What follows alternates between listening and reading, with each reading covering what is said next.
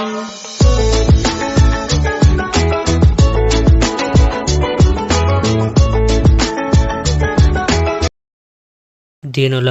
శ్రమపడు వారికిని దరిద్రులకును న్యాయము జరిగింపుము.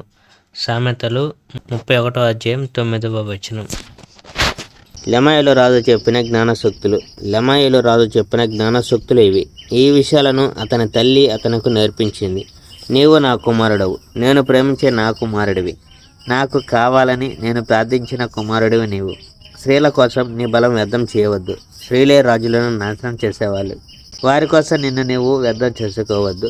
లెమాయేలు రాజులు ద్రాక్షారసం త్రాగడం జ్ఞానం గల పని కాదు. మద్యము కోరుట పరిపాలకులకు జ్ఞానము గల పని కాదు.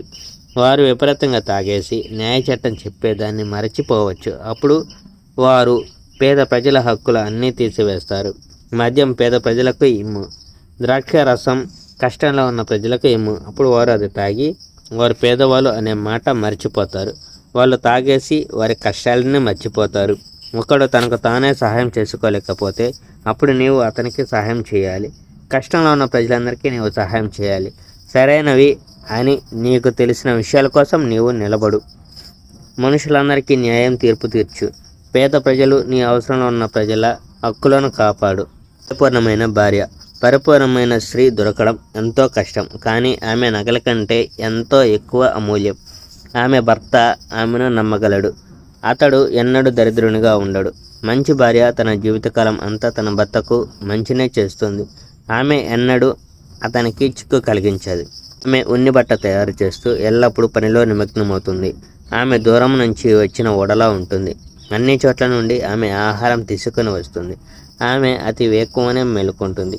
తన కుటుంబానికి భోజనం, తన పనివారికి భోజనం ఆమె వండి పెడుతుంది.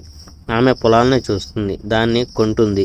ఆమె ద్రాక్ష తోట నాటేందుకు ఆమె దాచుకున్న డబ్బు ఉపయోగిస్తుంది. ఆమె చాలా కష్టపడి పనిచేస్తుంది. ఆమె బలంగా ఉండి తన పని అంతా చేసుకోగలుగుతుంది. ఆమె తయారు చేసిన వాటిని అమ్మినప్పుడు ఆమె ఎల్లప్పుడూ లాభం సంపాదిస్తుంది మరియు రాత్రి చాలా పొద్దుపోయేదాకా ఆమె పనిచేస్తుంది. ఆమె స్వంతంగా దారం తయారు చేసుకొని తన సొంత బట్ట నేస్తుంది. Praise the lord. May God bless our India.